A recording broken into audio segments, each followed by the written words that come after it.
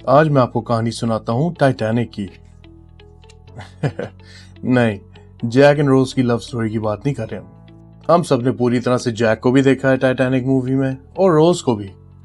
ओ नहीं, ये वाला नहीं, और रोज को भी देखा है। वो अलग बात है कि उस दरवाजे पे जैक भी बैठ सकता था, लेकिन रोज नीडेड स्पेस, तो बेचारा जैक मोहब्बत में मारा गया। Okay, back to our story. इधर आए आप। हम बात करेंगे एक साजिश की। क्या टाइटैनिक के डूबने के पीछे कोई बड़ा खेल था? क्या वाकई टाइटैनिक का डूबना सिर्फ एक एक्सीडेंट था और अमेरिका का सबसे पावरफुल बैंकिंग सिस्टम बनना टाइटैनिक के सिर्फ 1 साल बाद सिर्फ एक कोइंसिडेंस था? चाय पकड़ लें, जाके कुर्सी पे बैठ जाएं। हम अब बात करना शुरू करते हैं। ऐसी कहानी जो पैसा, ताकत और कंस्पिरेसी का जबरदस्त खेल है। चलो अब हम पीछे चलते हैं। नहीं, इतना नहीं, हाँ यहां पे ठीक है।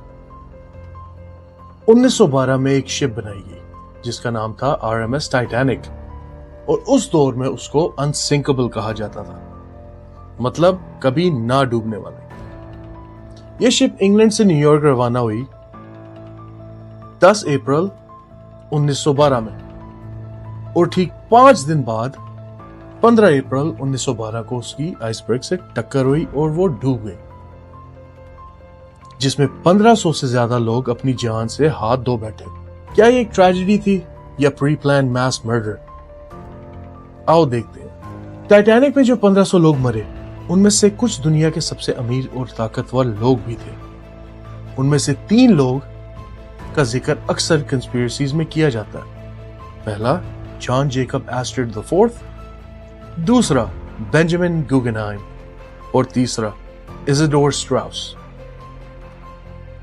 ये 3 बहुत अमीर बिजनेसमैन थे अपने दौर के, और कंस्पिरेसी के मुताबिक ये खास वो लोग थे जो एक सेंट्रल बैंक सिस्टम के खिलाफ थे।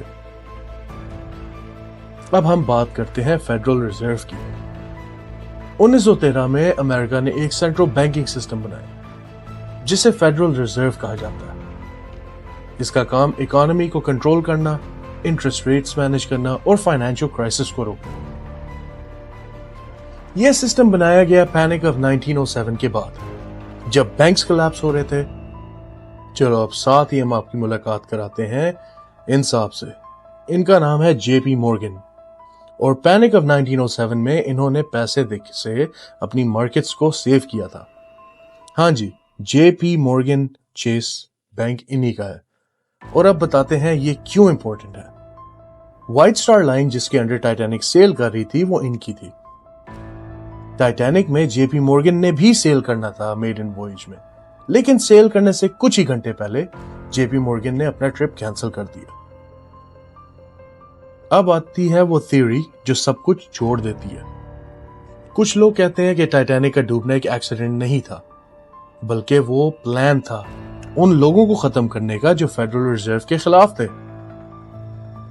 थ्योरी के मुताबिक JP मॉर्गन और बकाया बैंकर्स चाहते थे कि सेंट्रल बैंक बन जाए, लेकिन कुछ बहुत अमीर लोग थे जो इसको अपोज कर रहे थे, और वो सब इत्तेफाक से टाइटैनिक पे थे, लेकिन JP मॉर्गन साहब लास्ट मिनट कैंसिल कर गए। फिर टाइटैनिक डूब गई और उसके ठीक 1 साल बाद फेडरल रिजर्व बन गया। क्या ये कोइंसिडेंस थी या प्लानिंग? अब सबसे इंपॉर्टेंट बात, हिस्टोरियंस के मुताबिक कोई सॉलिड प्रूफ नहीं है जो टाइटैनिक को जानबूझकर डुबाया गया था। कोई एविडेंस नहीं है। ये 3 बिजनेसमैन स्ट्रांगली फेडरल रिजर्व के खिलाफ थे, और टाइटैनिक के डूबने की वजह क्लियर है: आइसबर्ग, स्पीड और सेफ्टी फेलियर्स। और सबसे बड़ी बात, 1500 लोग मरे, सिर्फ 3 नहीं। अगर ये प्लान होता तो इतना बड़ा रिस्क लेने का लॉजिकल आंसर नहीं बनता था। हाँ, कुछ फैक्ट्स मैं आपको बताना भूल गया। पहला, टाइटैनिक में सिर्फ 20 लाइफ बोट्स थी, जबकि उसका डिजाइन था 64 लाइफ बोट्स के लिए। दूसरा और गौर करने वाली बात यह है कि अप्रैल 14 को टाइटैनिक ने 6 मैसेजेस रिसीव किए और हर एक मैसेज में वार्निंग का साइन था कि आगे आइस है, लेकिन टाइटैनिक ने उन सारी चीजों को इग्नोर करके सीधा चलता गया। फिर सवाल उठता है, लोग इस थ्योरी पर यकीन क्यों करते हैं? क्योंकि टाइटैनिक एक इमोशनल और मिस्टीरियस इवेंट है। फेडरल रिजर्व एक पावरफुल सिस्टम है और जब पावर और ट्रेजेडी मिल जाते हैं तो कहानी और भी इंटरेस्टिंग हो जाती है। इंसान नेचुरल पैटर्न्स ढूंढता है और कभी कभी कोइंसिडेंस को कंस्पिरेसी समझ लेता है। तो दोस्तों, टाइटैनिक और फेडरल रिजर्व का क्या कनेक्शन है?